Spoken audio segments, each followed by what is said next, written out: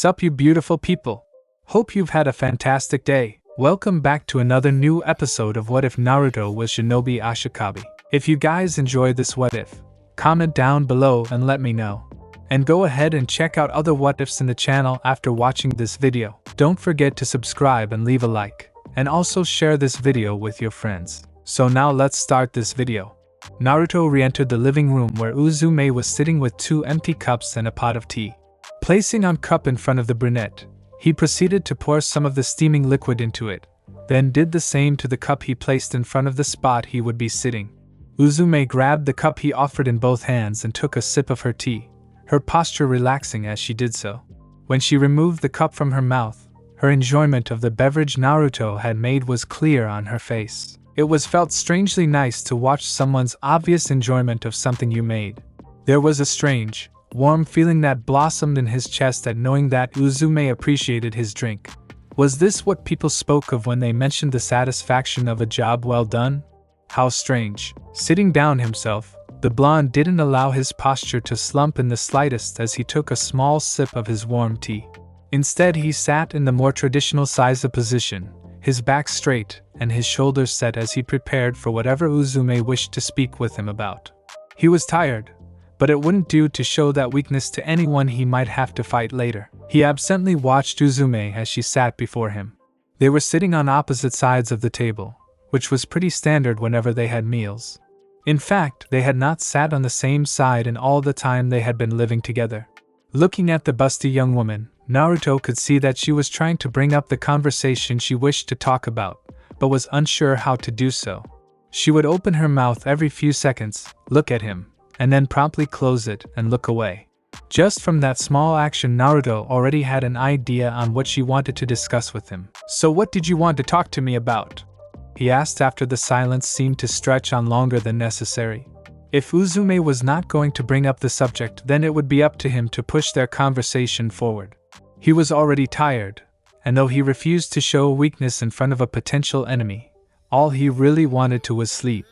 So the sooner this was over with, the better as far as he was concerned. "That healing ability you have," she started, only to pause and flinch when Naruto narrowed his eyes at her. Despite her apparent fear from his gaze, she continued on most admirably. "I wanted to ask you about it." Naruto took a moment to think before responding, and when he did it was in the same cold voice he had used on Mia. "I would be careful of what you asked me, Uzume," he told her, noticing the way his voice made the star-shirred Sekirei cringe. That was good. He had already suspected that Uzume had been one of those watching through Matsu's spy cameras, and he needed to let her know that what she saw today was something he would not hesitate to kill people over. The Sekirei in front of him shrunk, but only for a moment. Naruto raised his right eyebrow, admittedly impressed when he saw the tomboy's back straighten and her eyes harden in resolve once more. Though his warning had not been the most blunt, it hadn't been the most subtle either. If one were to look into Naruto's eyes, they would easily see the fierce gleam within them, the barely contained will to kill someone else should the situation call for it. Naruto did not know if Uzume saw that, but it was clear that she had seen something. To still be willing to steel herself for what was to come was as admirable as it was foolish. "Can you heal more than just burns?" So she was going straight into the questioning. Naruto was unsure just where this newfound courage came from. While Uzume had never been outright frightened of him, the knowledge that he had Matsu compiling a comprehensive profile on every Sekirei and their Ashikabi had her on edge around him. Not that he could truly blame her, she was a Sekirei after all, which meant that she had an Ashikabi. She was probably worried about him finding out about her Ashikabi and making an attempt to either use of kill them off in order to rid himself of some of the competition. Though, to be honest, Naruto was not quite sure what he was going to do with the information he was having Matsu acquire yet. He just didn't want to be unprepared. Of course, now that she had decided to skip the small talk as it were and get right into the asking of questions, Naruto had decided just how he should respond. As a man who had lived far longer than even the oldest historical text still in existence, Naruto was an innately secretive and distrustful person. When it came to his secrets, he guarded them zealously, and those who caught even an inkling of them were normally killed. He wasn't really sure he could do that here. Well, he could, but it would cause problems in the future, and not just with his Sekirei. The blonde was not sure he wanted to fight Mia right now, not when he was so out of practice, and even if he was in shape he was not sure he would want to fight the woman.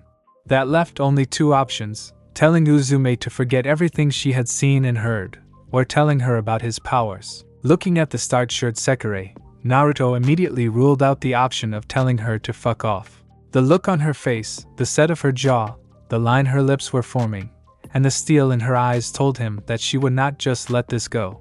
Which meant he would need to choose the third option, which just so happened to be the one he liked the least. But what to tell her? He pondered this as he looked at the girl who, after a few seconds of his staring, was starting to squirm uncomfortably. That was the real question he had to ask. Just what should he tell her? How much should he tell her? Despite the fact that she had seen him healing Kaguri, Naruto was loath to give away his secrets. And therein lay the problem. He didn't like the fact that he had to tell someone else about his abilities, powers that he had kept hidden for almost as long as he had been alive. However, she hadn't asked him for the specifics, just whether or not he could heal more than small burns, so maybe he could generalize and hope she would eventually drop the subject. "I can heal more than burns," he answered her with a shrug. Uzume leaned in, obviously expecting him to elaborate. Naruto grimaced for a moment, before deciding to give her a bit more. "While I'm not particularly adept at healing, I have been able to heal anything from minor cuts to potentially fatal injuries." This had been something he had developed back when he had still been trying to bring true peace and understanding to the world. He had been traveling at the time and preaching to others about compassion. Back then the world did not have any medical technology to speak of, which he had found strange since the elemental nations, while nowhere near as technologically advanced as this age, had plenty of impressive devices, particularly in the medical field. Then again, considering the world had gone through what could be considered a dark age where humanity seemed to regress technology-wise, perhaps they had simply lost that ability. In either event, wherever Naruto had traveled there would be a number of people who were suffering from various physical ailments. Having been, at the time, preaching compassion and understanding to others, Naruto had used his medical ninjutsu to heal them. He hadn't known it at the time, but doing that had been a mistake. The years had passed, and he had actually gotten quite good at healing others. While he would never be on the same level as Sakura, Shizune, or Tsunade because of his lack of control, he had definitely been better than the average medical ninja. As he continued in his travels, preaching and healing, word of his miracles had spread far and wide, and many people had come to look at him as some kind of messiah. Naruto had not cared about how people looked at him, only that they seemed to be taking his words seriously. There had been other people, however, who had noticed the way others looked at him. Though he had gained wisdom and temperance due to the war he had been in, Naruto had still been woefully naive to the true nature of humans at that time. He had not realized that while many would praise him and his efforts, just many if not many more would decry his actions for their own reasons. Fear, jealousy, envy, greed. His abilities and powers soon became the cause of the very thing he had been hoping to stop. Some people had wanted him to use his powers for them and them alone. Others had wanted him to disappear forever due to their jealousy of his powers. Eventually, when a group of like-minded people had banded together and attempted to kill him for being a heretic, Naruto had been forced to flee. It had been in those moments, when he realized the true reason they had wanted to kill him, their own petty beliefs and desires, that Naruto had realized that there had been one fatal flaw in his plans for peace. That flaw being humans themselves. Humanity is a flawed species, unable to think of others, incapable of showing compassion for compassion's sake, and unwilling to even try and understand other people with different beliefs or simply people who were different, much less accept them for those differences. It was a hard lesson, but one that Naruto had learned and now embraced. Peace is a lie. And what about diseases? With a blink and a grimace, Naruto was brought back to the real world to see Uzume still staring at him with that intense look in her eyes. "Can you heal diseases as well?" she asked again, causing Naruto to frown at her. There was something about the way she asked him that, a desperation in her voice that had his mind already making theories on why she would be so adamant on knowing this. "Yes," he decided to answer, shrugging his shoulders, though he refused to say more. It was true, Naruto had healed many illnesses and diseases in his time. In fact, the blonde was quite sure he could cure cancer and AIDS if he wanted to. Of course, doing so would expose his existence, and since he already knew from experience what would happen if he were to start performing such miracles, he had no intention of doing so. But he was sure that he could. Despite his answer not being very elaborate, it seemed to be more than enough for Uzume. She stood up so abruptly that Naruto did as well, preparing to kill her if she decided to battle him. Already his mind was going through several possible strategies and running the gamut in dismissing them. Damn it! It was times like these he wished he had met Matsu sooner, then he would have had a profile on Uzume that he could have studied up on to know exactly what her power was. Without that knowledge, all he could do was wing it and hope for the best. He was not expecting her to suddenly push the table out of her way, nor for her to suddenly sink down on her knees while placing both hands on the floor and lowering her head on it. The position was called Dajiza, and was a prostrated position only used when showing the highest displays of reverence, or making the most earnest of requests. It also told him that whatever plans he thought she might have for him were very unlikely. Unless she planned to have him relax his guard so she could kill me, but that was also unlikely. From what he had seen, Sekirei did not normally use such deception. Uzume could be an exception to the rule, of course, but at the moment, he highly doubted that. "Please, Uzumaki-san," she began, her voice no longer firm or determined, but desperate and despairing.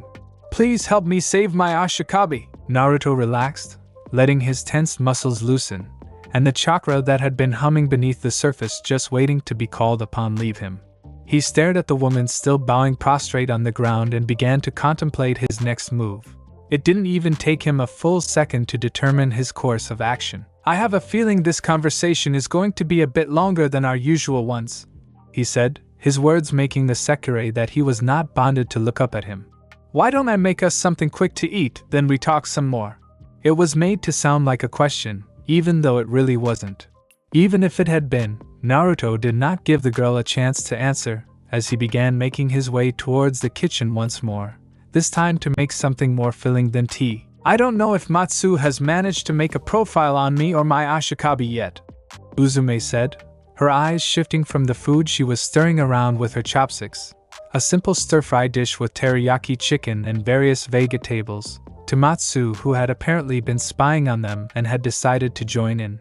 Considering he had just gotten on her case about spying on him, he was rather surprised she was still doing so.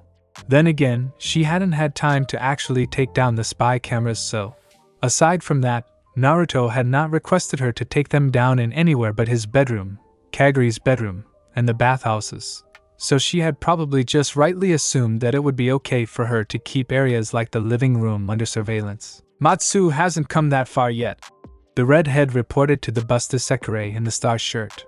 "Speaking of reports, however, I did manage to compile the one you wanted on Hige-Izumi." Only Naruto noticed the way Uzume stiffened at hearing the name, causing Naruto's eyes to narrow. "Good," Naruto said, peeling his eyes off Uzume to focus on Matsu. "When we finish here, I want you to link all of the information you managed to compile onto my phone. I've created a folder in it called S-Plan Profiles. Put each one you complete in there and I'll review them as they come." "Of course, Naruto-tan," Matsu responded with a smile, and Naruto took note of her reattaching the sans suffix to his name. He assumed her reuse of the childish suffix was due to her feeling more comfortable now that he was launching fire from his mouth in the form of a verbal assault at her. She seemed to regain her fire rather quickly. Naruto nodded, then turned back to Uzume, who was twitching slightly at being interrupted. "I'm sorry for that," the blonde said, gesturing for her to continue. "You were saying? My Ashikabi, Chiho," Uzume began, her voice slow and carefully worded. "She has a very rare illness that requires her to remain in the hospital for treatments." Now things were starting to make sense, both her questioning of Naruto's medical ninjutsu, and the barely contained hatred she saw at the mention of Hige-Izumi. "That's so sad." This new interruption came in the form of Masubi. Turning to the girl, Naruto was not surprised to find her holding her hands under her chin, her eyes glistening with unshed tears and looking very much like a kicked puppy. She, Akitsu, and Kusano had come out from the baths just after Naruto had finished making lunch, and not surprisingly forcing him to prepare several more plates when 3 sets of stomachs made earth-shattering rumbles. He was just thankful that he had enough foresight to make a lot of extra food, having already anticipated that they would come in at some point during his conversation with Uzume. Currently, the girl was positioned directly on his left since it was her turn to sit by him, while Kusano had her usual right. Matsu and Akitsu were on either side of the other two girls respectively. She gave the only other brunette in the room a teary look as she sniffed. To be separated from your Ashikabi like that must be so horrible. Beside her, Kusano nodded her agreement and adopted a commiserating look as she echoed her elder sister Sekirei's word. Horrible, yeah? Uzume looked slightly taken aback, probably by the kicked puppy look she was being blasted with more than the girl's words. Musubi always had very expressive facial expressions. Well, it's not so bad, she started before her face adopted a sad smile. Though I do wish she could be here, that way I could be with her all the time. Naruto raised an eyebrow, wondering if she even realized she had just given away her Ashikabi's gender. Not that it mattered considering what she wanted from him. Fuhu. Matsu's perverted old man giggling interrupted the dreary moment. Her glasses glinted ominously in the light as she adjusted them, all that while that creepy smile was on her face. The love of an Ashikabi and her Sekirei. I wonder if Uzume-tan and her Chiho have done any experimentation together. Uzume's grin was that of the cat that ate the canary. Not telling, she teased, seemingly forgetting for a moment just why she was here. The perverted hacker gave the other Sekirei a pout and opened her mouth, no doubt in an attempt to see if she couldn't wheedle some more details out of the brunette. I take it the hospital she is staying at is Hyamaki Hospital? Naruto asked, interrupting the conversation before Matsu could cause it to degenerate further. Despite his offer to listen to Uzume and her request, he was still rather exhausted and wanted to get this out of the way so he could sleep. Uzume grimaced as she finally remembered just what they were supposed to be talking about. Yes, Naruto nodded. And I take it that Higezumo owns this hospital. Furthermore, Higezumi is trying to gain some form of control over you by threatening your Ashikabi. The way the star-shirt Sekirei grimaced with each point the blonde hit was more than enough to tell him he was on the money. To his left, Musubi gasped, her hand going to her mouth and her eyes widening. On his other side, Kusano had begun making her angry "fuh" noise. Apparently even a small child like her had been able to understand what I was saying. A clinking of chains also let the blonde know that Akitsu had shifted in her seat. He had no need to look back to see that her face would be as inexpressive as it always was. He also didn't need to know that his theory had made the former scrapped number angry. The only one who didn't react was Matsu, at least not in the same way as the others. Instead, her lips had been drawn into a thin line, her face once more serious and mature. Naruto didn't need to be a genius to know what she thought about the situation he had just depicted. Not that Naruto couldn't understand their anger. The bond between a Sekirei and their Ashikabi was sacred to them. Musubi had always been so adamant when speaking about the bond and love, and while the others might not be as expressive with their words as she was, it was clear to anyone with even meager observational skills that they all thought the same thing. To try and undermine the bond formed between a Sekirei and her Ashikabi like Higa apparently was with Uzume was likely the ultimate form of sacrilege in their eyes. Naruto did his best to ignore them, both within and without. His words seemed to have evoked a bit more of an emotion response in them. The blonde could quite literally feeling their emotions boiling beneath the surface. Anger, shock, disgust, outrage, and so many other emotions that it was becoming a chore to figure out which emotions belonged to who. It was only because he was beginning to get used to this that Naruto was able to remain conscious of his own thoughts and feelings, which he had long since learned to disassociate himself with them, thus enabling him to look at the entire situation from an objective standpoint. Leaning forward with his left forearm on the table, the blonde decided to get a bit more information into the specifics of Uzume's Ashikabi's illness. I take it the treatment for her illness is expensive, extremely expensive, Uzume admitted, looking like a wilted flower that had been exposed to the sun for too long and not given enough water. And the only hospital who is capable of providing the cure is Hyamaki Hospital, which is owned by Izumi Higa.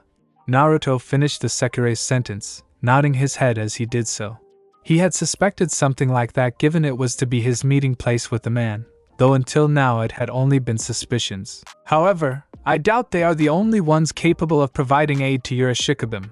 He continued even as he filed away the knowledge of who the hospital he would be going to this Saturday at noon belonged to. While I don't know a whole lot about MBI, I do know from Matsu that they have a hospital of their own that anyone partaking in the Sekirei plan can use for free. MBI was the world's largest and most powerful pharmaceutical corporation. Technologically, they were also the most advanced thanks to the alien technology Minaka had pillaged when he discovered the Sekirei's spaceship. If anyone could properly treat an illness, it would be them. And if anyone could cure an illness, it would be them. Uzume's grimace spoke almost as much as her words. I can't use the hospital sponsored by MBI because I was the one who helped Matsu escape when she fled the labs. Naruto glanced from Uzume to Matsu, who had the decency to look sheepish. That made sense, actually. Matsu wasn't a fighting type, so it should have been impossible for her to escape MBI without help. While Naruto first thought that perhaps Mia had helped her out, he had never been sure of that. Mia was powerful. There was no doubt in his mind that she could have helped Matsu. On the other hand, because Mia was so powerful, I have no doubt MBI would have been forced to send their entire army after the woman and end up destroying half of Shinto Taido in the process. This made a lot more sense when compared to that. Everyone turned to look at Akitsu, who was now staring at Uzume with her head tilted in curiosity. Thank you, she said, causing everyone to blink. Thank you? Uzume inquired wonderingly. She blinked several times, as if trying to figure out just why the ice user was thanking her. Eventually, she seemed to give up and just decided it would be better to ask. Why are you thanking me? Escape. It was a single word, but while it took most of the people in the room a while to figure out, namely Kusano, Musubi, and Uzume, Naruto and Matsu were able to easily deduce the girl's meaning within a few seconds. Wait, Matsu said, sounding shocked. You mean when we fled MBI you managed to escape as well? Yes. Akitsu's single word answer was accompanied with a nod. Well, it does explain how you were able to escape. Matsu commented mostly to herself, her thoughts turning introspective. When Matsu left MBI, Matsu had caused a lot of chaos when she shut down the MBI mainframe and planted several bugs in their security program. It would be easy for someone like Akitsu-tan to escape in the confusion. Looking away from Matsu and Akitsu, Naruto decided to focus once more on Uzume and what he had learned thus far. So because MBI might try something against you and your Ashikabi as retribution for helping Matsu, you can't go to them. Which of course, leaves Higa as the only option. His mind went several thousand miles per second as he began processing this information with speeds that would make a supercomputer look on in envy. It didn't take him long to come up with the answer he was seeking, and he eyed Uzume long before she could even open her mouth to respond to his previous words. Given that you are asking me to save your Ashikabi, I am guessing that he's trying to force you into doing something you don't want to, or perhaps something that your Ashikabi would disapprove of. It was really the only conclusion Naruto could come up with, and it certainly made a lot of sense. Higa Izumi had already approached him, or at least had his secretary approach him, because he wanted something from him that he felt only Naruto could give. It was not that big of a stretch to assume he would approach other Ashikabi to do his bidding, or in this case, a Sekirei whose Ashikabi just so happened to be under his care. This was good information, he decided. It gave him a good amount of insight into He-Man's character, and would help him when the time came for their meeting. Uzume's customary chuckle was her answer, though it was lacking in the amusement it normally did. You're good, she admitted before nodding. Yes, it was a little before you came here that Higa began pressuring me into being his bloodhound in order to ensure that my Ashikabi continues getting her treatments.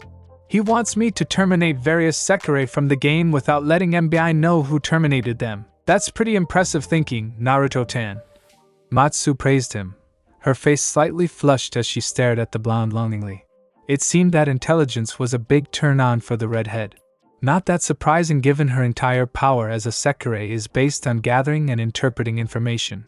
Naruto ignored the look for the moment as he leaned back, letting his arms rest behind his back. This information was proving to be incredibly valuable. Not only was he learning more about Higa Izumi as a person, but he was learning about the man's plans in general. Already Naruto had gained a clear picture in his mind of what Higa might want for him. Yes, with Naruto's reputation amongst unwinged Sekireis, it was easy to see what Higa would want with him. And with that knowledge, Naruto would know best how to turn around any deal that might be struck, any backstabbing that might be dealt to his own advantage. All it would take was a little planning. I can't believe someone would use the love between Uzume-san and her Ashikabi to force her to do something so cruel. Naruto's train of thought was interrupted when Musubi spoke out, slamming both hands on the table as she did so. Everyone looked over at the naive fist fighter, not quite surprised, but definitely wary all the same. With good reason too, Naruto decided as he looked at his Sekirei. Musubi looked different now, much different than she usually did. It was still her face, still her knockout body. This was not a physical change of any kind, but a metaphorical one, a change in the self that reached far deeper than physical appearance. The brunette fist fighter's eyes were blazing with an intensity that it did not have before, even more so than when Musubi had confronted Seo about how he continued letting his Sekirei fight against unwinged Sekirei. It was a look that was decidedly not Musubi. The feelings behind it were also different. Before, when she had been stating her disapproval for Seo's continued inaction about his Sekirei fighting unwinged Sekirei before they had a chance to find love, it had simply been that, disapproval. This was anger, white hot and enough to melt even the fiercest of metal. Naruto could feel it, the anger his Sekirei held towards someone who would not just break the bonds of love between a Sekirei and her Ashikabi, but use it for their own vile purposes. It was enough to make him feel lightheaded. His own emotions were growing dimmer.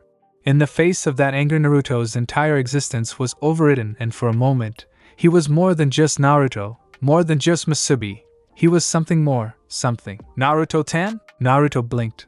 Looking around for a moment, it took him a second to realize that everyone in the room was staring at him in concern. Even Akitsu's expressionless face seemed to be holding the emotion, though that could just be her increasing the intensity of her stare. It took him another second to realize how heavily he was breathing. His lungs burned with a need for oxygen that he had not felt since his battle with Uchiha Madara. Sweat encased his blow, slick and warm underneath the headband with the engraved metal plate of a leaf that he habitually wore. His body shook as if he had exerted himself in combat for 1,000 years without pause. He looked down at his hands where they were gripping onto the wooden table hard enough to leave imprints of his fingers. With several deep breaths, he began regaining control over himself, and with another several, his body stopped shaking, his breathing began to smooth out, and after a small application of wind chakra to cool himself, Naruto felt his entire body cool down. "Naruto-tan, are you okay?" asked Matsu, worry clear in her voice. "I'm fine," Naruto said in a steady voice that belied his unease. Just what the hell was that? It was the foremost thought on his mind. After he had begun growing partially used to feeling his Sekirei's emotions, Naruto had taken the task of cataloging every emotion he had ever felt that was not his. The emotions themselves, the intensity, the frequency in which he felt them, and who they came from. He had made sure to catalog all of them in meticulous detail in order to try and understand more about the bond. He had thought he was beginning to understand more about what it meant to be an Ashikabi, but apparently, he had been wrong.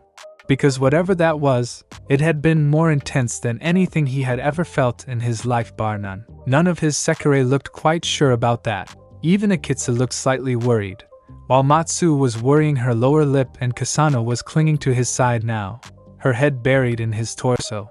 The only one who wasn't looking too worried was Musubi, who was still staring at him with a look that just did not belong on her face. "Are you sure you're alright, Naruto-tan?" asked Matsu, once again assuming the role of spokesperson for his Sekirei.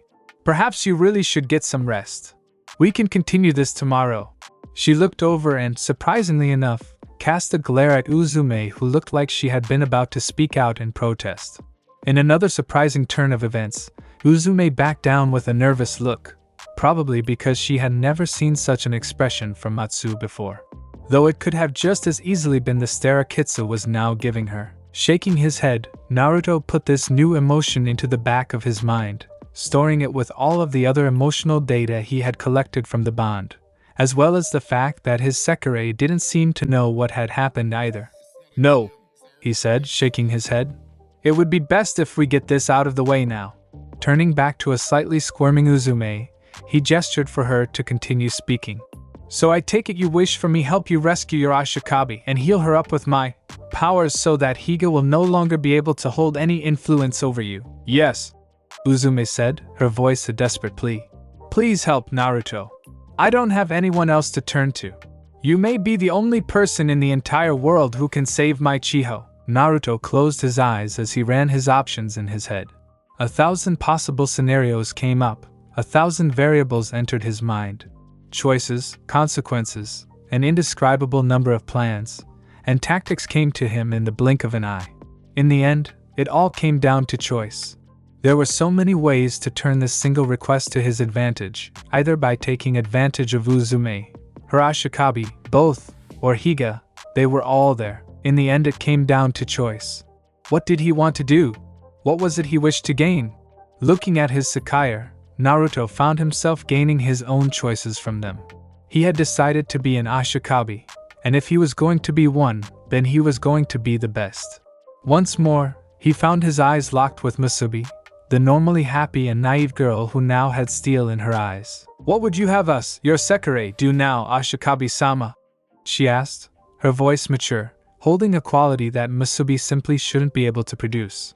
Just by looking at her, Naruto had to wonder if perhaps some of his own personality, the one he had gained during the war, wasn't reflecting onto her. Maybe the bond really did go both ways. Even as his thoughts took him down this path, Musubi placed her left arm against her chest, her face calm. Whatever decision you choose, know that we... Here she swept her hand out to encompass the other three he had managed to wing as she finished talking. We'll follow you. And just like that, the mature demeanor, the steel in her voice and eyes was gone, disappeared as if it had never been there. Musubi blinked, looking around in confusion as she noticed all of the eyes staring up at her. Hello? She said brightly. Has something happened? Why are you all looking at me like that? Naruto narrowed his eyes at the fist fighter, but after a moment's thought, decided not to ponder the strange phenomenon that had just happened with his first Sekirei. He was too tired and too confused to think about it. Instead, he turned his attention to a problem he actually could deal with. You said that Higa wanted you to defeat Unwinged Sekirei for him, yes? He asked as he turned to face Uzume. Yes, Uzume said, looking a little unsure. Her eyes would trail from Naruto to Musubi, then back again as if she was not quite sure which one she should look at. Naruto nodded. Very well, he said, a plan beginning to form in his head. It was good, and had relatively little danger, and if done right, would help him demoralize and decrease the Ashikabi of the East's power base, while still being able to make use of him. I'll save your Ashikabi. Really? Breathed Uzume, her eyes widening with hope. When Naruto nodded at her, the girl sagged in relief and looked like she might cry at any moment. Thank you, she whispered. Thank you. Naruto closed his eyes, this time not lost in thought, but in emotion. He felt strange warm, yes, he supposed that was the word for it. There was a strange warmth in his chest, one that he couldn't quite identify but felt very familiar. It was probably something he had felt once, long ago, but had forgotten with time. Like an old friend, it caressed him, soothed him in strange ways, and a genuine smile actually formed on his face. Whatever this warmth was, it was not coming from the bond. At least not solely. Opening his eyes, Naruto looked at the others. They were all smiling to some degree, though Akitsu's small upturn of the lips was nowhere near the intensity of Kusano's bright beam. Even Matsu had a small smile on her face as she adjusted her glasses. Once again, however, it was Musubi's smile that caught his attention. It was not the bright beaming of a naive girl, instead it was the smile of a woman, fully matured and well aware of how monumental the decision made just was. Naruto couldn't help but return the smile with a small one of his own. Then he turned to look at Uzume. So tell me the details of just what Higa wants you to do, he asked, his voice sharp enough to cut steel as his mind began to move over everything he now knew with a fine-toothed comb. It was time, he had decided. Time he began truly planning his first moves on what he would do for the Sekirei plan. This time, when Naruto's conscience returned to him, he was not at all surprised to find himself surrounded by 4 warm bodies. He was slightly surprised that he had not dreamed about Kaguri/Hamura, but figured that may have something to do with the fact that the fire user was currently still unconscious and unlikely to wake up until sometime around noon. Looking out the window, he saw that it was early, Only the barest hints of light from the sun could be seen through it, so he guessed it was around 5 o'clock or so. He took a few moments to relax while in the embrace of his Sekirei. Really, he mused to himself, it was quite comfortable, almost like being wrapped in a warm cocoon.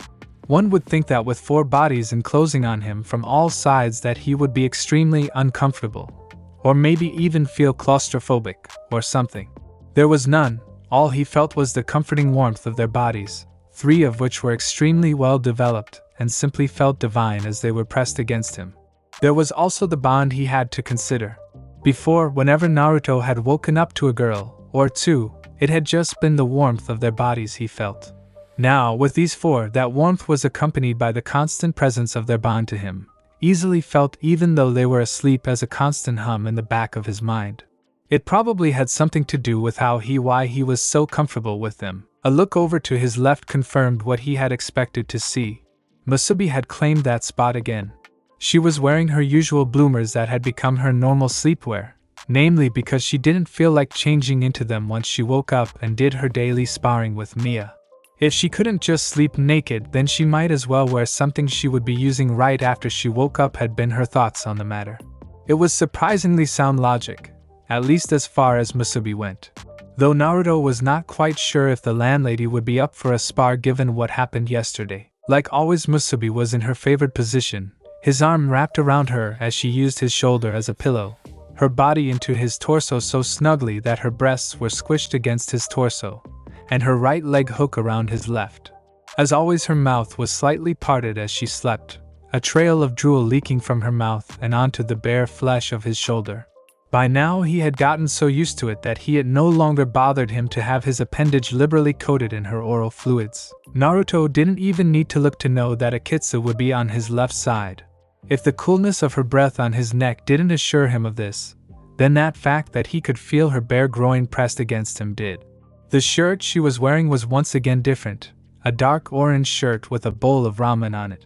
He had gotten it at a ramen convention of all things, the one great thing humanity has ever done in his mind, and decided that he must have it, along with the 50 other shirts they had sold there. Like always, it was much too small for her due to her bust size, and Naruto was very lucky shirts were capable of stretching as much as they did, or he would have lost several pairs to his ice-using Sekirei by now. The girl seemed to take great pleasure in wearing his clothing. Much like Musubi, she was pressed into his side, his arm wrapped around her as her head rested in the crook of his neck, and her cool breath created a stark contrast with the warmth permeating him from all sides. She had managed to somehow slip one arm under his back, which had probably fallen asleep by now, and the other was resting on his stomach. Both of her legs had somehow managed to wrap and intertwine around his own leg and seemed to have used them to pull her towards him, or vice versa, which would explain why he knew for a fact that she was not wearing any pants. The blonde would admit to being surprised to see Matsu also sleeping in the bed with him, given that she had not gone to bed with him last night. Maybe she had been afraid that he wouldn't let her and decided to sneak in at night? He supposed it didn't matter. The redhead was in her standard sleepwear. The small left spaghetti string of the pink sheer nightie had fallen down her shoulder at some point during the night, adding a sense of provocative sensuality to her. Furthering this look of seduction was the way she had positioned herself on top of him. The first thing he noted was that she had turned on her side in such a way that simply by lifting his head allowed him to see down her partially translucent nightie, of which he noticed was the only thing she was wearing besides panties. He could quite clearly see her nipples poking out through her sleepwear, slightly hardened by the cool breeze of the fan hitting her breasts. The rest of her was stretched out on top of him, and he could feel her legs in a tangled mix with those of his own and his other 2 adult Sekirei. The final addition to this scene was Kusano, who he noticed was wearing her usual orange pajamas.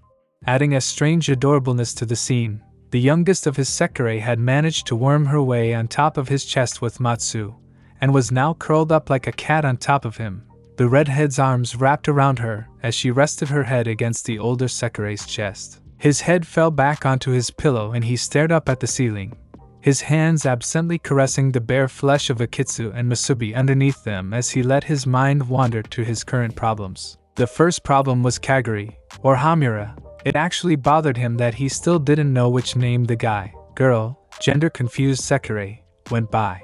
The problem, of course, was that they were reacting. Thinking back, there had been signs of Kaguri, until presented otherwise, was reacting to him. Ever since their first meeting, Kaguri would often begin scratching at his chest as if feeling chest pains.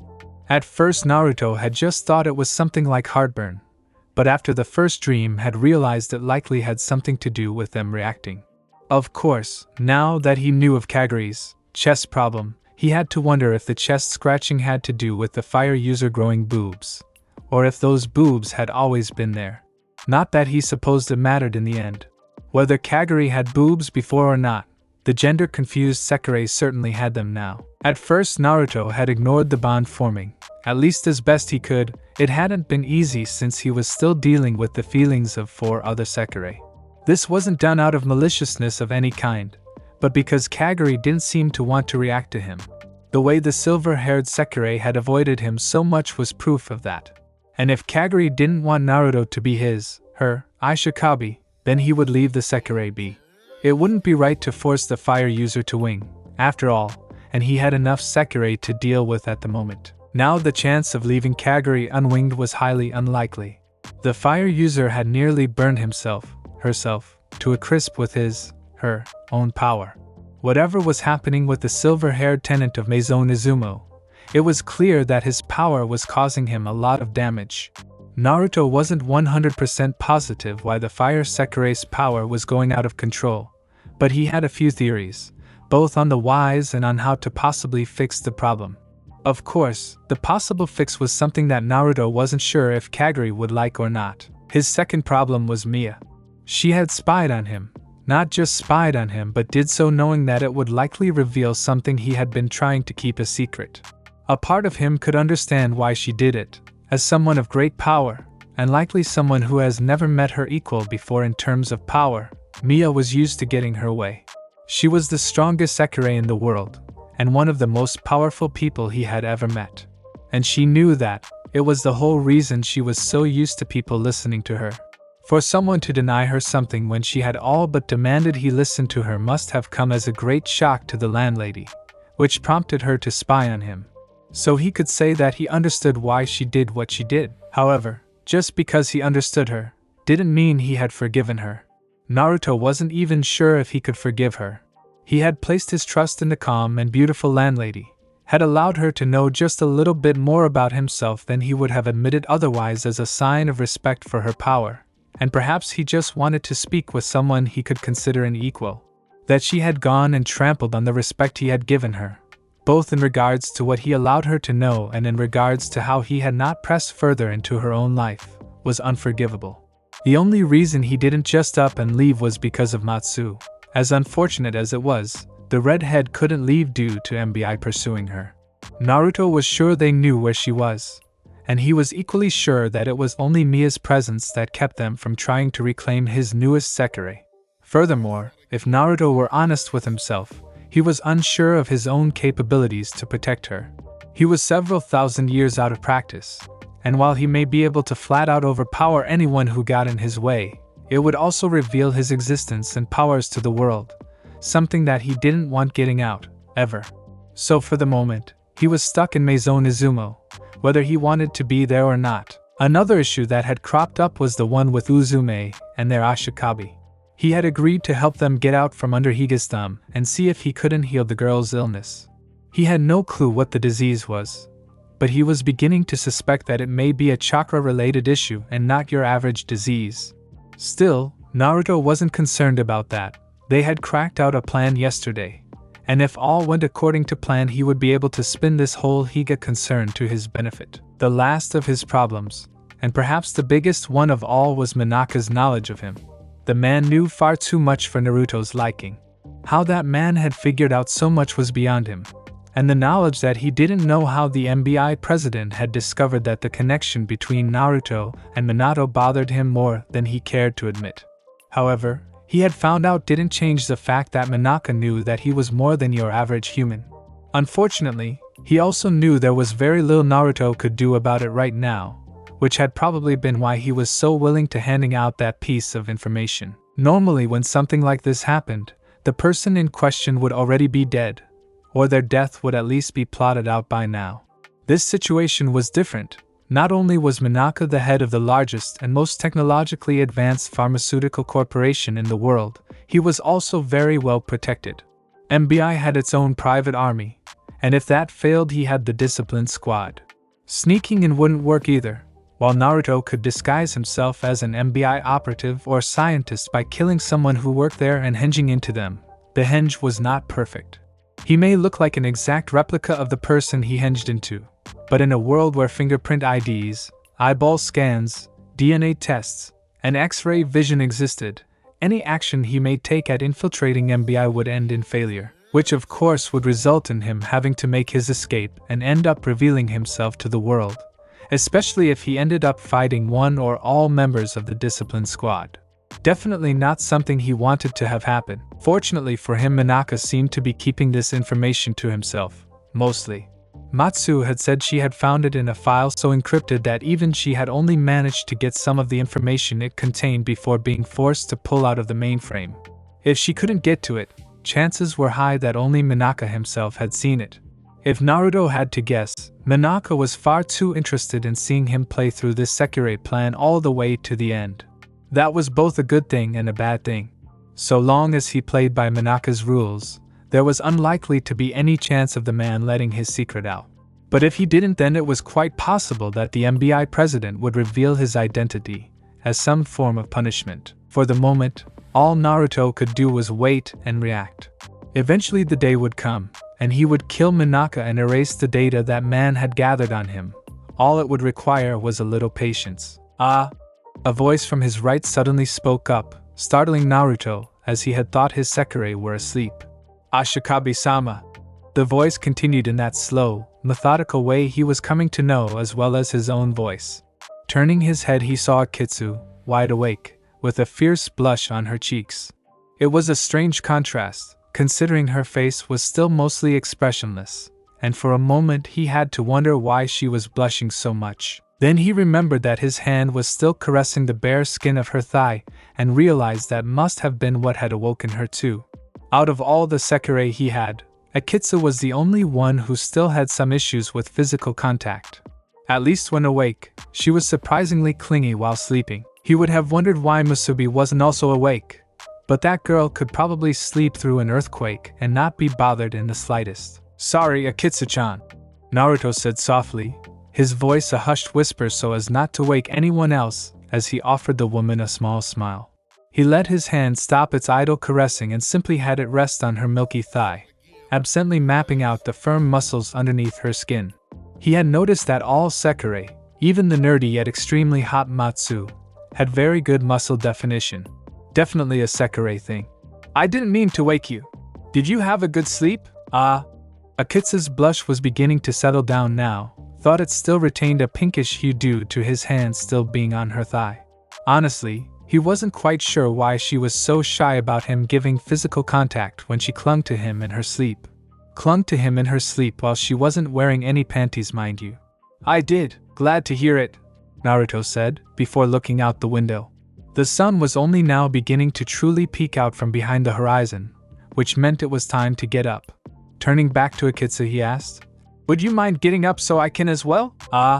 Akitsu nodded. "Yes." Slowly, the ice user untangled herself from Naruto's body, and as her blush began to recede, she started to look strangely disappointed. The blonde wondered if it was because she was no longer in close proximity to him, which, when considering how she was still embarrassed by being so close to him, made for an interesting paradox. "Thank you," Naruto whispered as he began to try and wiggle out of the grip of his other three Sekirei. Unfortunately, getting himself out from under a pile of ridiculously strong alien women that he had mated to was a lot harder than it looked. Musubi herself was enough to make it next to impossible for him to get out simply due to how hard she squeezed him when she tried. Bone-breaking Tsunade hugs really sucked. And that was not adding in the fact that Matsu seemed determined to keep him under her as a pillow. Thankfully, Kusano was pretty much conked out and therefore didn't pose much of a problem other than getting out from under her without waking her. He could have used the replacement technique, but at the moment Naruto was leery of using any of his jutsu since he didn't know if the spy cameras were still up. And even if Matsu wasn't there to control them, His paranoia that somehow Mia might be watching was enough to keep him from doing. However, this posed a problem because even as he continued to try his luck at removing himself from the pile of hot female flesh, one of his Sekirei did end up waking. Naruto-tan. Matsu spoke up tiredly from on top of him. The redhead not quite lifted, but more tilted her head up so her chin could rest on his chest as she looked at him with tired eyes. She blinked at him several times with a slightly aggravated look. Obviously, she did not want to wake up so early. A fact that she proved with her next two sentences. It's too early to be up. Go back to bed. This is when I always wake up, Matsu-chan, Naruto told her. I did so yesterday as well. He then tilted his head as he looked at her. Speaking of, I'm kind of surprised to find you here after what happened yesterday. Matsu stiffened for a moment, and even in her sleepy state her eyes looked nervous. You're not still mad at me, are you? She asked, the anxiety in her voice quite clear. I am still mad, Naruto admitted, and Matsu somehow managed to flinch, an action which resulted in her chin digging almost painfully into Naruto's chest. But I'm not mad at you, he continued, which seemed to make the redhead relax, though she did look at him quizzically. Sighing, he said, I can understand why you did what you did. And so long as you don't do it anymore, then we won't have any issues like that again. His newest Sekirei sagged in relief at hearing this revelation. She pressed her head against his chest and gave a nod. Matsu's going to take them down today, so Naruto-tan won't need to worry anymore, she told him, and this time the blonde's turn to nod, even though Matsu couldn't see the action. He would do his own sweep of the room later today before bed, just to make sure Matsu's spy cameras were gone. Thank you, he said, then shifted again. Now, would you mind getting off so I can get up, please? Sure, Matsu agreed, sounding a bit more awake now due to their serious conversation. Wrapping her arms from Kusano, the redhead placed them both on his bare chest and lifted her torso into the air, her back arching like a cat. Once again, Naruto was reminded of just how damn hot his Sekirei, sans Kusano, really were. Matsu was an incredible beauty, with a face that could be both mature and childish depending on her mood, a thin waist with a large chest attached to it, and a firm derriere underneath it. Long legs that looked like they stretched for miles. Even her feet were perfect, and Naruto had never even really looked at a woman's feet when considering how attractive they were. It was enough to make him wonder if he was actually incredibly lucky to have accidentally ended up bonding himself to several such women, or cursed because, well, they were mortal. But before that, Matsu said with a lecherous smile as she began to lean down towards him. Naruto's eyes trailed from those wine-colored orbs, half-lidded and seductive, then down to those luscious pink lips. Had they always looked this kissable? And finally, his eyes landed on the magnificent pair of jugs she sported. They were not as big as Musubi's, but that was like comparing cantaloupes to watermelons. It really didn't make a difference. As his eyes trailed back up to the redhead's face, he saw that her lips were no puckered. How about a good morning kiss? At the moment, he was leaning towards Lucky. For a moment, Naruto debated about whether or not he should allow her to kiss him. It wasn't that he thought she didn't deserve it, and well, even if he was still mad at Mia, her advice about letting his Sekirei into his heart was sound, and he was still going to at least make the attempt to do so. The problem came in the last time he let his Sekirei kiss him in their bedroom.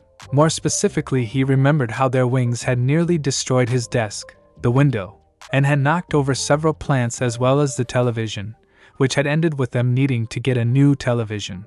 Naruto wasn't quite sure he wanted to have such a mess in his room again. Fortunately for him, the answer came to him, and were it not for Matsu's lips still making their slow descent for his own, he would have smacked his forehead at being so slow. Wasn't he supposed to be known as the most unpredictable ninja of Konoha? Matsu's lips finally connected with another pair of lips, resulting in an audible smacking noise as the redhead put her heart into it. Naruto-tan. She moaned into the kiss as the lips she had sought began moving against hers without volition. She opened her eyes, then paused. She blinked once, twice, thrice, then the kiss ended with another audible with a slight pop. I'm not Naruto-sama, Musubi mumbled with a sleepy smile as she rubbed her tired eyes with her fists. But good morning. Yes, Naruto had used the move that saved the lives of thousands of Konoha ninja 1,000 times over. The infamous Kawarimi. While his chosen target wasn't his companion of many generations, his beloved log, it was perhaps better to use Musubi given the set of circumstances he found himself in.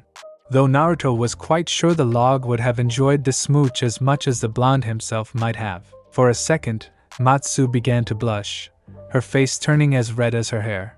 It only lasted for a moment, however, and once more that perverted gleam came back into her eyes. And it seemed the perverted old man giggling had made its way onto the scene as well. I wonder what would happen if two Sekirei really were to get together, she mumbled under her breath, right before the old man giggling began to increase in pitch and length. Naruto shook his head, resisting the urge to face palm. Honestly, he really wasn't surprised by this. Despite having just met Matsu, he could already tell that this was the female version of Jiraiya, pervy to the end. He wouldn't even be surprised to find a hidden stash of Ika hidden somewhere inside of the hacker's room. Damn it, why did his most useful Sekirei have to be a pervert of such epic proportions that Naruto could only think of his long-deceased, bless his soul, sensei? That was just all kinds of creepy. A clinking brought a grateful Naruto out of his shuddering, because, really, the idea of a female Jiraiya was just that creepy, almost as creepy as a female Orochimaru. Looking over to his left, the blonde saw that Akitsu had changed into her usual garment sometime during his interaction with Matsu. Let's go before Matsu gets any more ideas, he told her, turning around so he could make his way towards the door before his hacker Sekirei stopped her perverted giggles and realized he was leaving. Akitsu began to follow him. Okay, and Akitsu, Naruto started, stopping and turning his head back to look back at her from where he stood by the door. Yes? Panties, Akitsu, he told her in a resigned tone. Akitsu looked down at herself, not that she could really see past her bust. I forgot. She looked back up at him, then turned her head, her cheeks turning a faint pink. It was a true testament to just how many times this had happened that Naruto's only reaction was a slight twitch of his right eye. Things had gone normally for the rest of that morning until breakfast. Musubi and Mia still had their spar an hour after Naruto had left from doing his own training. Matsu had gone back to her room, presumably to do download and create more Ashikabi and Sekirei profiles for the blonde. Akitsu had watched him, which was slightly different, but only because she had been awake to come with him. And Kusano had woken up around the same time as Musubi and watched her spar with the landlady. Everything almost seemed normal, as if the previous events from yesterday had never happened. At least things had seemed that way until breakfast. Breakfast itself had been an extremely quiet affair. Naruto had prepared the food with his usual flair for exotic dishes, this time serving an Indian dish, as in food from India, and many of the Sekirei, particularly Uzume, who seemed to enjoy trying new things and was in much higher spirits today thanks to yesterday, had enjoyed the meal. However, even the tomboyish Sekirei had noticed the tense atmosphere, and after giving her initial compliment to Naruto ate in complete silence. The only people who hadn't noticed the thick enough to cut with a knife tension had been Kusano and Musubi, which was really not at all surprising to anyone there. While everyone else ate in silence, Musubi and Kusano had taken playing with their food. Well, Kusano had taken to playing with her food, pretending that her spoon was a car, or a rocket ship, or some kind of motor-driven vehicle. Naruto couldn't tell the difference since all she had done was make drumming noises as she moved her spoon in various random directions before placing it in her mouth. Musubi, on the other hand, had simply scarfed down her food like eating was going out of style, her Akimichi appetite no doubt on a rampage from all the energy she lost sparring with Mia. Akitsu might not have noticed the tension either, given that she had made no reaction to do anything than what she usually did. It was always hard to tell with that one. The tension, of course, came from the two powerhouses that had been in the room. Mia and Naruto had not spoken to each other the entire time besides giving polite, if very formal greetings. Mia nearly flinched when Naruto called her Asama-san rather than Mia-chan like he used to, though she herself had responded by calling him Naruto-san instead of Uzumaki-kun. It had been clear from the onset that Naruto still had not forgiven Mia for her previous betrayal of his privacy last night, even if he was partly to blame. Equally clear was that Mia had acted nothing like her usual self, instead seeming indecisive and unsure.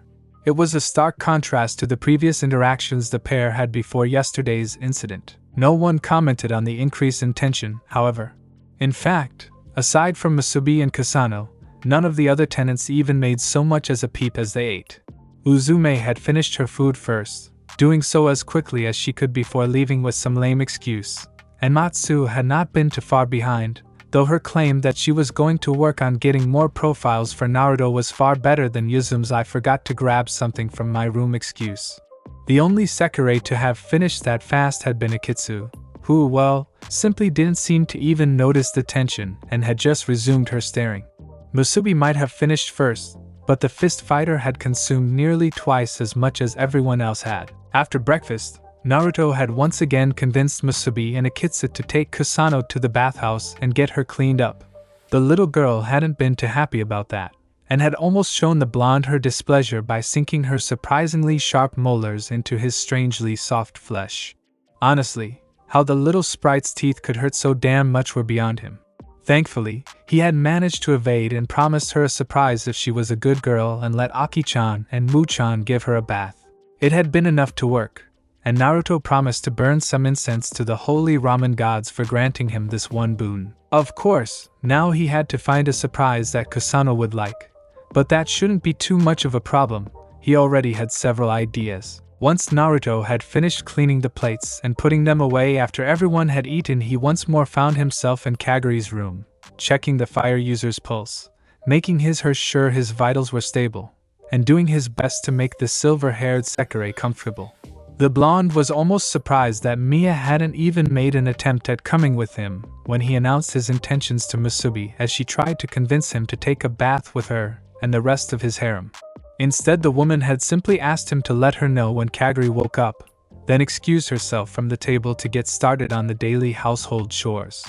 Naruto had wondered if perhaps she was learning from her previous mistake about trying to butt into his affairs, or maybe she was simply trying to make amends by not interfering with him.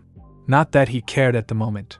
It was as he said, Mia had violated his privacy too much for this to be a simple matter of forgive and forget. Having finished running medical scan over the fire user, Naruto was pleased to note that there was nothing new about the Sekirei's state. Kaguri appeared to be fine, and would likely wake up sometime within the next hour or two. With nothing else to do, the blonde decided to simply meditate while waiting for the gender-confused Sekirei to wake up. When most people think of meditation, they often imagine someone sitting cross-legged with their hands on their knees, eyes closed as they made noises. A lot of those people were complete idiots. Meditation extended to a wide variety of practices, which ranged from techniques designed to promote relaxation, contacting spiritual guides, building internal energy, receiving psychic visions, getting closer to God, seeing past lives, taking astral journeys, and so forth, to more technical exercises targeted at developing compassion, love, patience, generosity, forgiveness, and more far-reaching goals such as effortless sustained single-pointed concentration, single-pointed analysis, and an indestructible sense of well-being while engaging in any and all of life's activities. So long as the individual is training and/or inducing a mode of consciousness to realize some benefit, anything could be considered meditation. Naruto often used meditation techniques for one of two purposes: communing with nature via his sage training, or contemplating the many different subjects he might be thinking about.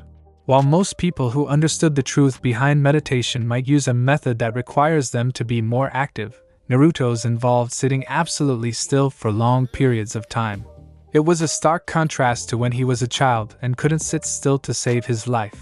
Now he was not only capable of such complete stillness that one would assume he was a statue or someone who had stopped breathing, but he could also spend days on end meditating without pause. The longest time he'd done so was a week straight without stopping for anything. Currently, Naruto was sitting on a chair he had pulled up by Kaguri's bedside, arms crossed and eyes closed as he leaned back in it. He allowed his mind to wander, not really paying any one thought or problem too much attention, letting his thoughts slip from his mind like water flowing around a boulder. He didn't want to truly think about the many problems in his life right now. There were simply too many things to think about at the moment, and it was honestly beginning to give Naruto a headache, and so he tried not to truly think. The issues he faced could be dealt with at a later time. Right now, he allowed himself a small moment to relax as best he could given the circumstances. It was a touch difficult, There was a lot on his mind, and there were a lot of things he would need to do the moment he resumed his life. But Naruto persevered. He was getting better at managing the many emotions of himself and his Sekirei. Shunting his headache-inducing issues to the side wasn't that much of a stretch. A knock came to the door, causing Naruto's eyes to snap open and his head to turn towards the offending object. He narrowed his eyes, wondering if it was Mia or not, and if it was, should he let her in? He supposed it was only right. Kaguri was her friend, and it wouldn't be right to interfere with that, even if he didn't want to be in the woman's presence right now. "Naruto-tan, are you in there?" asked the voice belonging to the person on the other side of the door. Naruto let his body relax as he realized it was just Matsu. "The door's unlocked so you can come in," he called out to her. The handle began to turn on the other side. A click sounded as the mechanism that kept the door shut was moved. The door opened and, following Naruto's advice, Matsu entered the room, shutting the door behind her. She looked at him for a moment, then looked away, her gesture a sign of slight discomfort and apprehension. "Matsu's here to remove all of the spy cameras," she mumbled. That would explain why she was so uncomfortable, Naruto realized as he studied her. She definitely still remembered yesterday. Not surprising. He wondered if she was also a little disappointed as well, but shoved that thought aside as inconsequential. "That's fine," Naruto told her, once more leaning back in his chair. Matsu nodded and began moving to dismantle her spying equipment. The blonde pretended to go back to doing what he was doing, which was pretty much nothing because he hadn't been doing a damn thing before Matsu walked in, while in actuality was making sure to pay special attention to his redhead Sekirei as she began taking down her spy cameras. So far it looked like she had 4 in this room alone, one hidden in a book on the bookshelf that focused on the bed, another hidden in the lamp by the bed that focused on the desk, one in the closet on his left, and another in the restroom, and women called men perverts. It looked like that was all of them, though he would check later on just to make sure. Matsu started as she stopped off to the side of Naruto and looked at him unsurely. She fidgeted a bit when the blonde's eyes turned to her, but pressed on. "What would you like Matsu to do with these?" Naruto tilted his head at the question, pondering it. It would be quite a waste to just toss those cameras, especially since it looked like they had listening devices on them. "Keep them in your room for now," Naruto told her. "I'm sure we'll be able to find a use for them later on." Perhaps he could infiltrate Izumi Higa's compound and bug the man's room with them. That would definitely give him an edge over the so-called Ashikabi of the East. Matsu gave him a nod and looked like she was about to leave when her eyes settled on Kaguri for a second. They went back to Naruto a moment later and she asked, "How's Hamura doing?" "Hamura? Is that his real name?" he asked, cocking his head to the side as Matsu nodded. "Yes, Kaguri is just his cover name for the host club he works at," Matsu answered him. "I see. That made sense," he thought to himself. He hadn't been sure which name was the fire user's real one since the reasons could have just as easily been switched, with Kaguri being his real name and Hamura being his superhero alias or whatever. "He's doing fine," Naruto assured her. "All of his burns were healed easily enough, and aside from the fact that he seems to be growing a nice set of breasts, I can't find anything wrong with him." Matsu giggled a bit at his last comment, causing Naruto to crack a small grin of his own. The redhead settled down a moment later and looked over at him again. "Keep an eye on him," she said before walking to the door and leaving. Naruto watched as the door shut behind the redhead, then sighed and settled back into his chair. Closing his eyes, he decided to wait for Kaguri to wake up, which should only be a little while longer, he reasoned. "Naruto." Naruto's ears twitched as the sound of a voice reached him. It sounded familiar, but the blonde couldn't quite place it. "Naruto." Whoever they were, Naruto wished they would be more quiet. "Naruto." A hand made its way to his shoulder and began shaking him. He thought about shaking the hand off for a moment, but then reasoned that it would only make that damn voice more insistent. And so Naruto opened his eyes, blinking as he tried to rid them of their bleariness. He took a moment to look around, absently trying to remember where he was, and why he was so damn uncomfortable. It took a second, but he eventually remembered where he was and why. Of course, it may have had something to do with the silver-haired fire user looking at him with a mixture of amused, concerned, and disgruntled. "Yeah."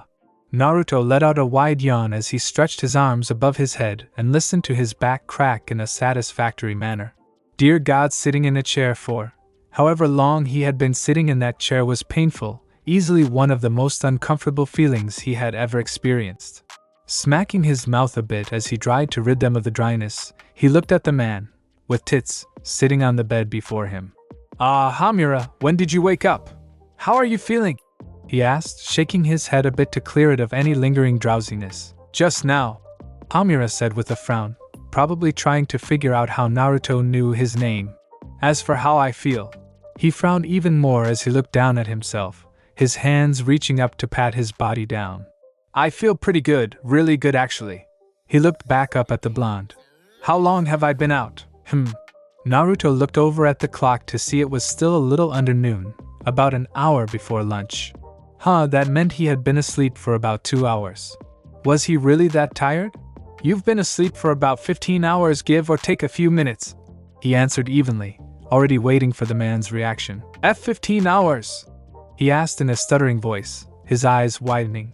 He looked down at himself, touching his neck, his torso, his chest, then he stopped. His eyes widened even more when he realized that his decently sized breasts were clearly visible beneath his clothes. Wrapping his arms around his chest, Hamura turned around so that his back was facing Naruto. Don't look, Naruto scratched the back of his head, slightly in amusement, and partially due to the awkward situation. You do know it's way too late for that, right? He asked the fire user. I'm well aware of what you're packing. I am the one who healed you after all. That said, the blonde remained silent and waited. He knew it wouldn't be long before Hamura managed to come back to reality and realize what he had just said. He was proven right as Kaguri's back seemed to straight from its slumped posture a second later. While the fire user didn't turn around, his head did, craning over his shoulders so that he could look at the blonde from where he sat. What do you mean healed me? He asked, confusion evident in his voice. Even if you managed to bandage me up, which I don't feel any bandages, it would still take at least a week for all those burns to heal. Let's just say I have a better method for healing burns and leave it at that, Naruto told the fire user. He knew that eventually Hamura would learn about how the blonde had healed him, but at the moment he had no desire to reveal any information about that. He'd had enough issues dealing with Matsu and Mia when it came to his powers, thank you very much. And we have much more important matters to discuss. Like when you were planning on telling me you were reacting to me. Hamura, who had been looking pretty disgruntled at the way Naruto had waved off his miraculous healing, suddenly found himself gaping at the blonde in front of him. How did you know that? He gasped, doing his best impression of a fish. Naruto absently wondered what the ladies at Hamura's club would think if they saw him with that kind of expression, before snorting it away. Come on now, Hamura! Naruto chided with a slow shake of his head. I've currently winged 3 Sekirei, 2 of whom had reacted and 1 I'm sure would have reacted if she hadn't been considered a scrapped number. I can tell when a Sekirei is reacting to me. Hamura blinked at him for several seconds, taking in the words the blonde had just spoken, before seeming to slump into himself. I suppose I should have realized that you would have found out sooner or later. After all, you are the miracle worker, he replied with a hint of bitterness. It bothers you that you're reacting to a male then? Asked Naruto, having easily sensed why Hamura was so disgruntled. Not that he could truly blame the fire user for that. Hamura was a guy after all, or at least he was supposed to be a guy. It was probably both disturbing and frustrating to the silver-haired Sekirei. Naruto knew that if he were not used to turning into a female thanks to his henge, he would probably be freaking out at the sight of a set of breasts in place of his chest. Of course it bothers me, Hamura snapped, spinning about on the bed angrily to glare at Naruto. Look at me! I'm a freak! Without any regard to his, or her, modesty anymore, which Naruto found odd because just moments ago Hamura was hiding his chest from the blonde. He yanked on the white shirt he was wearing, tearing the buttons off and revealing the decently sized breasts that sat there. You can't even tell if I'm a man or a woman. Does this have something to do with your Sekirei powers? Asked Naruto, the calm question causing Hamura to blink in surprise. What? Asked the fire user, speaking as if he had not quite heard the blonde correctly. Your Sekirei powers, Naruto repeated. Does your form have something to do with your powers? Or is there some other reason? It was a question asked both in curiosity and to get the fire user to calm down.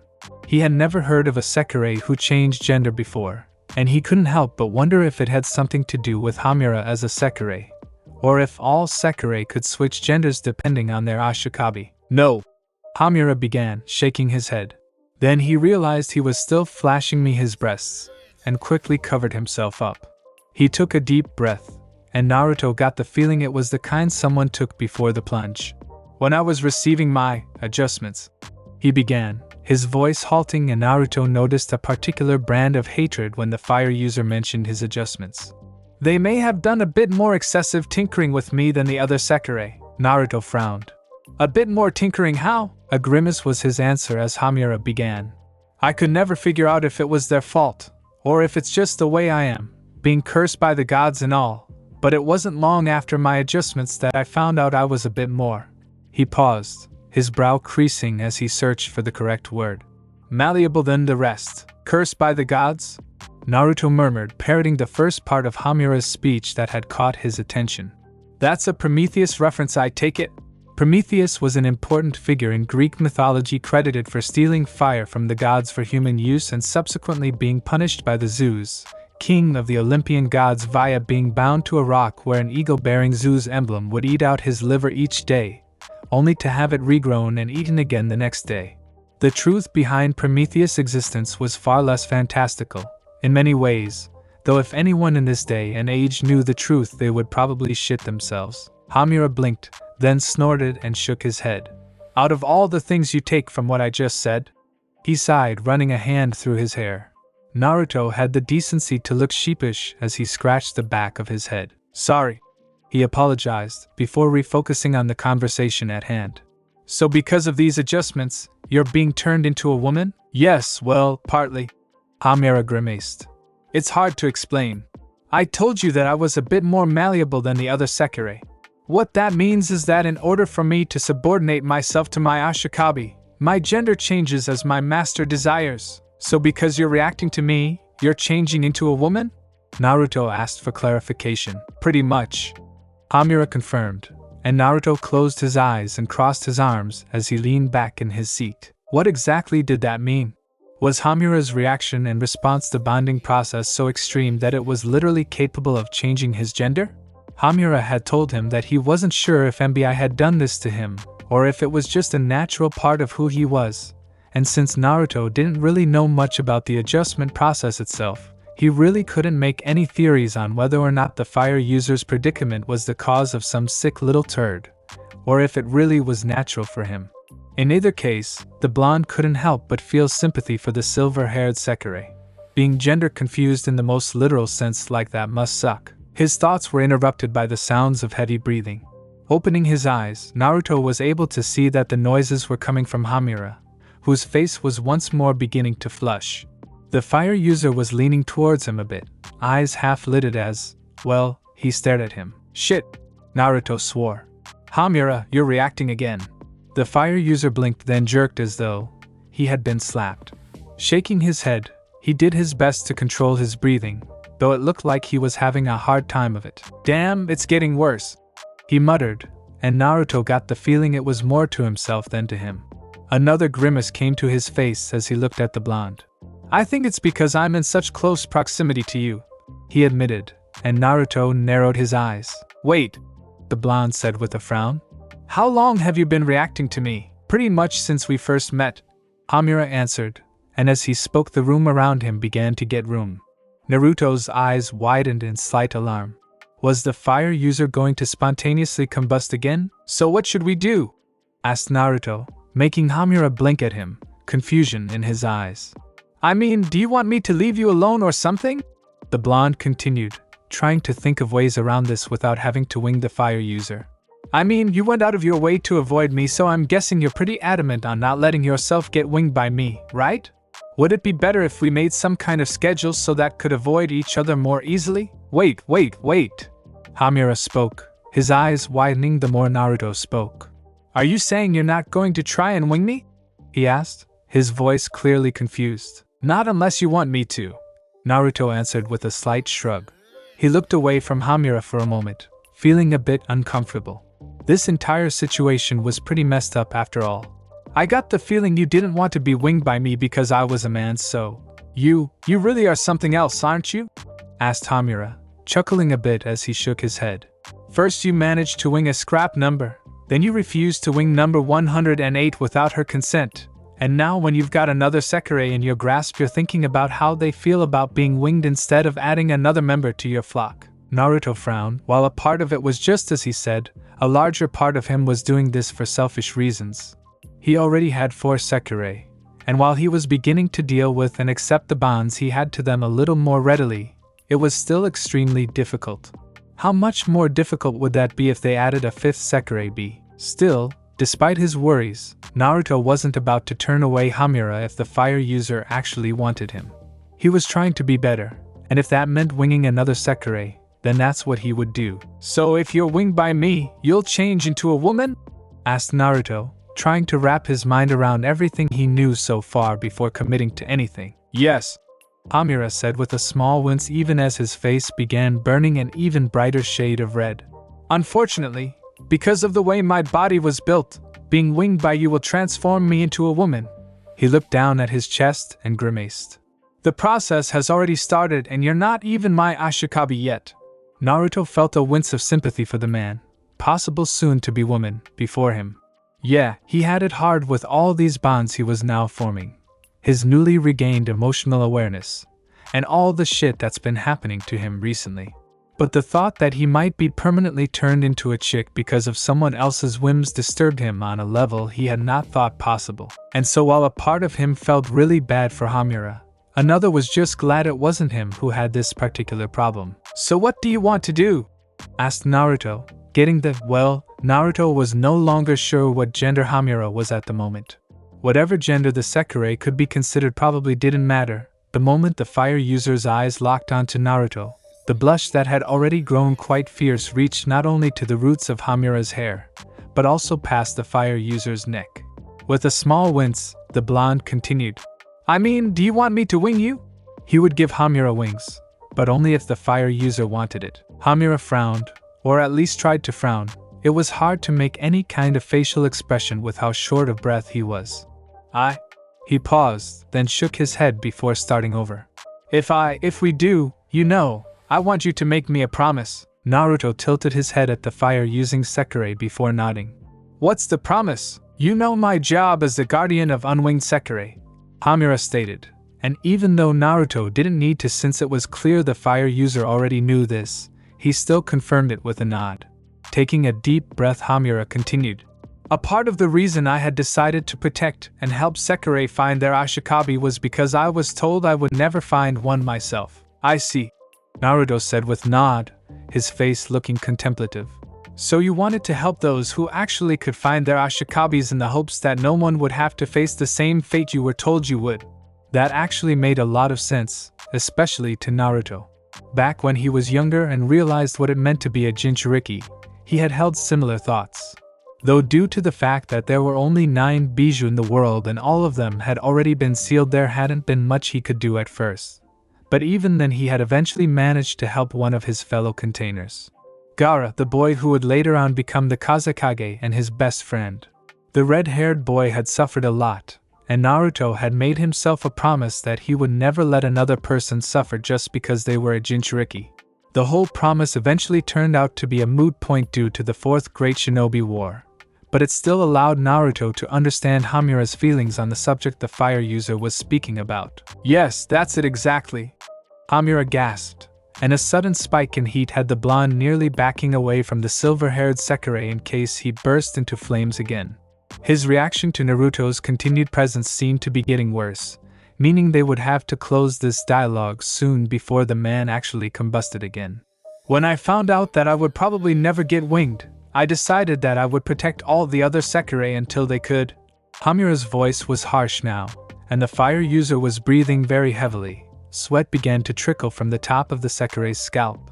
Since then, whenever anyone or anything threatened an unwinged Sekirei, I would stop them or it, no matter what. If I let you wing me, I want you to promise me that you won't interfere with my job as the guardian of unwinged Sekirei until all of them have been winged. Naruto didn't really need to think about his answer. Even if Hamura had not bothered asking him to make this promise, he still would have done it. Letting Fire User protect the unwinged Sekirei actually fit in nicely with his plans. Since the third stage wouldn't start until all of the Sekirei were winged, the longer it took for that to happen, the better Naruto could prepare for the later stages. I promise, Naruto said, turning his gaze on Hamura. Until all of the Sekirei are winged, I will make no effort to stop you from protecting all of the unwinged Sekirei from any unscrupulous Ashikabi they may run across. Furthermore, should require help in this task, you need only ask me and I will do what I can to aid you in your cause. Hamura blinked, his mind registering the blonde's words. Then his face flushed even more and sweat began to break out on his skin. Thank you? His voice came out in short, ragged gasps. The heat was beginning to get sweltering, and Naruto realized that if they didn't close this up soon, Hamura may very well burn up again. Deciding to take the initiative, Naruto stood up from his chair and moved to sit on the bed. He grabbed a surprised Hamura by the shoulders and eyed him seriously. You are so lucky you have breasts right now, or I would seriously be reconsidering what I'm about to do, he said jokingly. Hamura blinked. Wah! Was as far as the Fire User got before Naruto pressed his lips against the silver-haired Sekirei's. Fire erupted from Hamura, a white-hot torrent of powerful flames that seemed to erupt from a place on the Fire User's back. It was hot, and yet it did not burn. In fact, though the conflagration of flames spread across in the room in great pillars that transformed into a pair of wings, nothing within the room was actually burned. Oddly enough, however, they still acted like a physical force, and when they reached the other end of the room and found they could move no more, the great wings made of white and orange flames circled back, surrounding the two in a protective embrace. As the great wings writhed and crackled, Naruto once more felt his chakra being drained. The act was soon followed by the familiar stirring in his mind as another presence made itself known, this one feeling shocked by the blonde kissing him. When the flames died down, Naruto pulled back and looked at the flabbergasted Hamura, who was staring at him with wide eyes. So how do you feel? He asked, and Hamura blinked. How do I feel? The Fire User repeated blankly, as if not quite understanding the question. After a few seconds it seemed to register in the Sekirei's mind and Hamura looked from Naruto to his hands. I feel great, he muttered, sounding surprised as he clenched and unclenched his fists. Holding his palm out, a ball of flames erupted above it, and were just as quickly snuffed out. Incredible, in fact. I don't think I've ever felt this good before. The Fire User looked up at Naruto, and then just as hurriedly looked away with a mild blush. Thanks, not a problem, Naruto said as he stood up and placed his hands behind his back, using them to help him crack his offending vertebrae. So I guess we should go tell everyone what happened. They're all pretty worried, you know? Yeah. Hamura grimaced before standing up himself. I suppose we should. Right, then let's go, Naruto said as he led the way over to the door. Despite what had just happened, he wasn't quite as embarrassed as he thought he would be. Maybe it was a consequence of being several thousand years old, or perhaps it was just due to him lacking any serious morals right now. Naruto wasn't really sure. Honestly, the only thing he could think of when considering this moment was, thank God Hamura isn't Sasuke. Thanks for listening. I do hope you enjoyed it. If you want the next part of this video, like, subscribe and comment down below and turn on the bell notification. And also check out other videos that I have created and enjoy. See you in the next video. Peace.